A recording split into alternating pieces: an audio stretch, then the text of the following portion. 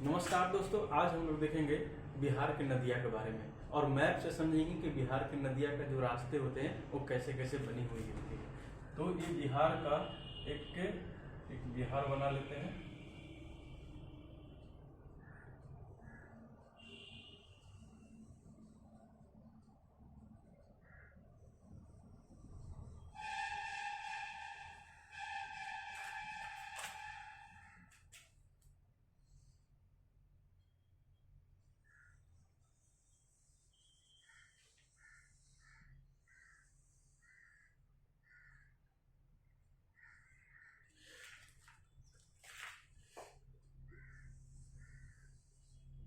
ये हो गया बिहार।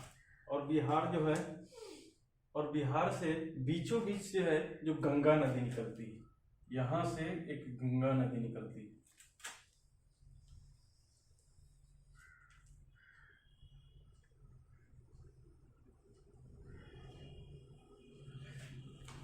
ये जो गंगा जो है ये तो निकल के आती है तिब्बत की तरफ से, और यूपी से उत्तराखंड, यूपी से होते हुए बिहार में घुसती है। और बिहार में जो घुसती है ये है बक्सर में घुसती है। बक्सर के पास ये है बक्सर। बक्सर के पास घुसती है और यहाँ पे पड़ता है छपरा। बक्सर और छपरा का जो है अलग अलग डिस्ट्रिक्ट में बांट देती है, बक्सर इधर और छपरा उधर। अब आ जाते हैं यहाँ पे जो है, यहाँ पे डिस्ट्रिक्ट पड़ता है भोजपुर, भोजपुर। और यहाँ है पटना, और यहाँ पड़ता है वैशाली, यहाँ समस्तीपुर और कटिहार।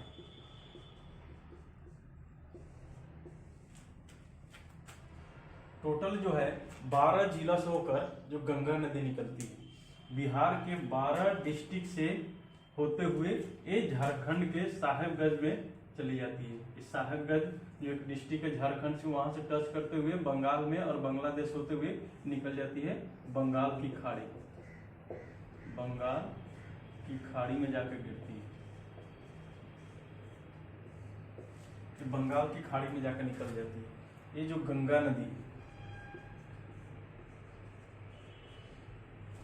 ये गंगा नदी है बिहार के 12 जिलों से होते हुए, और ये चल जाती है बंगाल में, बंगाल से होते बांग्लादेश से होते हुए बंगाल के खाड़ी में मिल जाती है। ये भारत की सबसे लंबी नदी है। इसकी जो लंबाई है टोटल, जो ये टोटल जो लंबाई है, जो ये बोला जाता है 25 किलोमीटर। लेकिन बिहार में इसकी लंबाई कितनी है? तो बिहार में लंबाई है 450 किलोमीटर, और टोटल है 25 किलोमीटर, यानी 25 से 25 किलोमीटर पूरे गंगा की लंबाई है, जो पूरी जो उत्तराखंड, यूपी, बिहार होते हुए बंगाल से निकल के बंगाल की खाड़ी में जो जाके मिलती है। अब यहाँ पे जो है, अब बिहार में गंगा की बहुत सारी सहायक नदी है। जो देखिए, जो बिहार जो है ऐसे है, यानी ऊपर से यहाँ पर जाते हैं हिमालय, जो नेपाल है, इधर नेपाल है, इधर झारखंड, इधर झारखंड। तो झारखंड भी पहाड़ी एरिया है और नेपाल भी पहाड़ी एरिया, और बिहार में जो है, बिहार ऐसे हो जाते हैं। तो जितनी भी जो नदियां निकलती है ये सब गंगा में जाके समाहित हो जाती है। तो झारखंड से नदियां निकलने वाली और नेपाल से नदियां निकलने वाली, ये सब आकर मिल जाती है गंगा में, और गंगा से होते हुए ये बंगाल की खाड़ी में जाकर मिलती है। तो यहाँ देखेंगे कि जैसे यहाँ एक नदी निकलती है जिसको बोलते हैं सरयू नदी। जो सरयू नदी निकल के और घुसती है सिवान, छपरा में जाके ये मिल जाती है। जो सरयू नदी, सरयू, जिसको घाघरा नदी भी बोलते हैं, घाघरा नदी। यही जो सरयू के जो किनारे बसा हुआ अयोध्या, तो इसी को यूपी में तो उसको सरयू, यहाँ पे घाघरा बोलते हैं। जो घाघरा नदी जो निकल के आती है और छपरा में आके मिल जाती है, सिवान छपरा में आके मिल जाती है। एक नदी ये यहाँ पे है, एक निकलते हैं गंडक नदी, जो पश्चिमी चंपारण से होते हुए यहाँ और ये मुजफ्फरपुर से होते हुए पश्चिमी चंपारण, मुजफ्फरपुर, सिवान से निकलते हुए ये मिल जाती है वैशाली। वैशाली में आते हुए वैशाली के, और यह मिल जाती है सोनपुर में।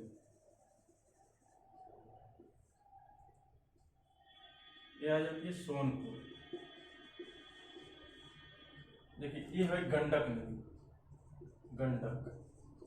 गंडक नदी जिस जगह पे गंडक और गंगा जहां मिलती है, गंडक और गंगा जहां पे मिलती है वो सोनपुर में मिलती है।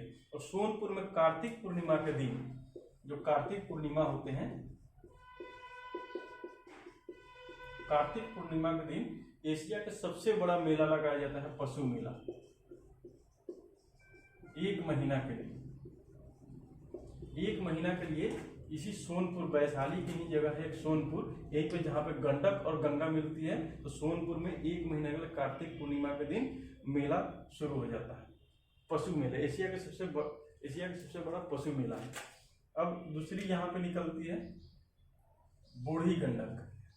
बूढ़ी गंडक यहाँ से पश्चिमी चंपारण से होते हुए, पूर्वी चंपारण, मुजफ्फरपुर से होते हुए, एक समस्तीपुर, बेगूसराय से होते हुए एक खगड़िया में आके मिल जाती है। खगड़िया में आके मिल जाती है। और यह है बूढ़ी गंडक।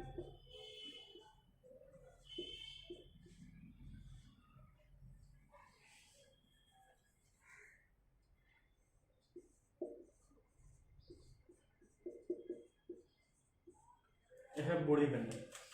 एक घाघरा, गंडक और बूढ़ी गंडक। जो घाघरा आती है वो छपरा में मिलती है, जो गंडक आती है वो वैशाली के सोनपुर में मिल जाती है, और यहाँ पे जो बूढ़ी गंडक है वो खगड़िया तक चली जाती है। अब देखिए यहाँ से निकलती है एक और नदी, जो है एक नाम सुने होंगे, कोसी नदी, जो बिहार का शोक भी बोला जाता है। तो ये कोसी नदी नेपाल से निकलती है, और नेपाल से निकलकर और ये सुपौल में घुसती है। सुपौल से होते हुए मधुबनी से होते हुए ये निकलती है, और पूर्णिया से होते हुए कटिहार में जाके ये मिल जाती है, और ये है कोसी नदी।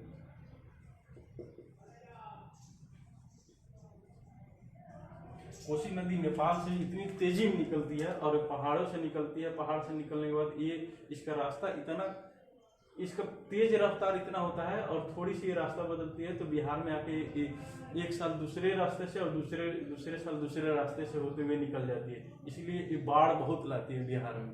इसीलिए इसको बिहार का शोक बोला जाता है। कोसी नदी को बिहार का शोक बोला जाता है, क्योंकि ये बाढ़ इतना ला देती है कि इधर के लोग जो है परेशान रहते हैं हर साल। ये कोसी नदी जो है ये कटिहार में आके मिल जाती है। एक यहाँ पे कोसी की एक और सहायक नदी है, जो हम लोग के बागमती नदी। तो बागमती नदी इधर से निकलती है और बागमती आके एक कोसी में मिल जाती है। ये है बागमती।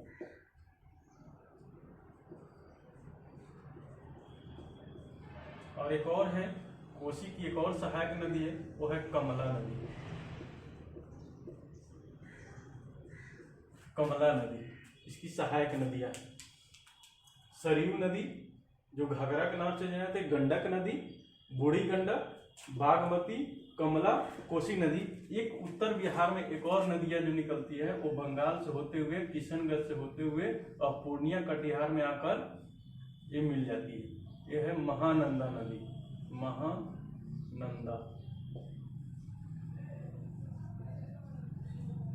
महानंदा नदी। अब नदियां देखिए, ये है जैसे, अब जो गंगा जो है बिहार को 2 भाग में बांटती है। एक हो गया उत्तर बिहार, एक हो जाते हैं दक्षिण बिहार। तो उत्तर बिहार की नदियां कौन कौन से हैं? तो घाघरा नदी, गंडक नदी, बूढ़ी गंडक, बागमती, कमला नदी, कोसी नदी और महानंदा नदी। जो महानंदा जो नदी है उत्तर बिहार की सबसे जो पूरब की दिशा की तरफ नदियां हैं। ये हो गए जो है उत्तर बिहार की नदियां। अब आते हैं दक्षिण बिहार में नदियां कौन कौन सी हैं। तो एक यहाँ पे आप देखेंगे, एक यहाँ पे जो कैमूर जिला है यहाँ से एक निकलती है एक कर्मनासा नदी। कर्मनासा नदी होते हुए और ये आकर मिल जाती है चौसा के पास, बक्सर में चौसा के पास मिल जाती है। चौसा, यहाँ पे चौसा की युद्ध सुने होंगे लोग। यह है कर्मनासा नदी। नासा।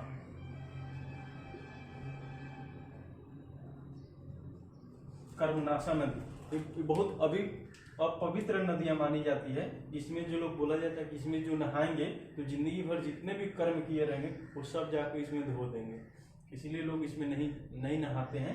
इसको कर्मनाशा नदी, अपवित्र नदी बोला जाता है।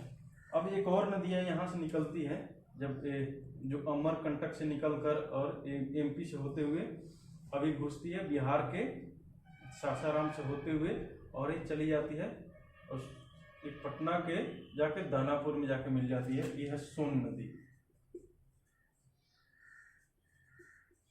सोन नदी है जो दक्षिण बिहार की सबसे बड़ी नदी बोला जाता है कि सोन नदी जाके यहाँ पे दानापुर में जाके मिल जाती है।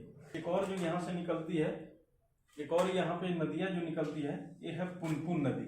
और पुनपुन नदी जाके पटना के ही फतुहा में जाके मिलती है। फतुहा, पटना में एक फतुहा जगह है, इसी में फतुहा में जाके मिल जाती है। एक और जो नदियाँ निकलती है वो है यहाँ पे एक है पुनपुन नदी। पुनपुन नदी। एक यहाँ पे फल्गु नदी निकलती है। फल्गु नदी को निरंजना नदी भी बोला गया है। फल्गु निरंजना जो गया से होते हुए निकलती है। गया से यही जो फल्गु नदी है, जहाँ पे भगवान बुद्ध ने जो एक बोधि वृक्ष के नीचे बैठकर और ज्ञान की प्राप्ति किए थे, तो फल्गु नदी के किनारे ही गया जो बसी हुई है। तो यही जो ये जाके मिल जाती है, पुनपुन की सहायक नदी है, तो पुनपुन में जाकर ये मिल जाती है। एक यहाँ पे एक और नदी जो है यहाँ से निकलती है और एक घुसती है क्यूल की तरफ से। ये है क्यूल और इधर है लखीसराय। यहाँ पे है लखीसराय,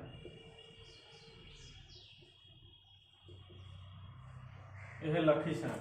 तो क्यूल जो नदी है, क्यूल नदी जो जमुई से होते हुए, जमुई से निकल के यह चलती है। तो इधर है क्यूल जंक्शन और इधर है लखीसराय जंक्शन, जो दोनों इसके बीच में जो पड़ता है क्यूल नदी जो पड़ता है। एक और यहाँ से निकलती है जो अजय नदी जाके और ये मिल जाती है बंगाल में जाकर मिल जाती है अजय नदी। तो ये हो गया दक्षिण बिहार की नदियाँ। ये दक्षिण बिहार की नदियाँ कौन से? कर्मनाशा नदी, सोन नदी, पुनपुन नदी, फल्गु नदी, क्यूल नदी और अजय नदी। ये दक्षिण बिहार की नदियाँ। और उत्तर बिहार की नदियाँ कौन सी है? घाघरा नदी, गंडक नदी, बूढ़ी गंडक, बागमती, कमला, कोसी, महानंदा नदी। ये बिहार की नदियाँ हैं जो सभी जाके गंगा में मिल जाती है और गंगा ले जाकर इसको बंगाल की खाड़ी में जाकर गिरा देती है। तो बिहार की नदियाँ जो आप उत्तर बिहार की नदियाँ देख लिए और एक दक्षिण बिहार की नदियाँ देख लिए, ये पूरे नदी कवर हो गए। एक गंगा नदी में समाकर और जाके मिल जाती है। Thank you.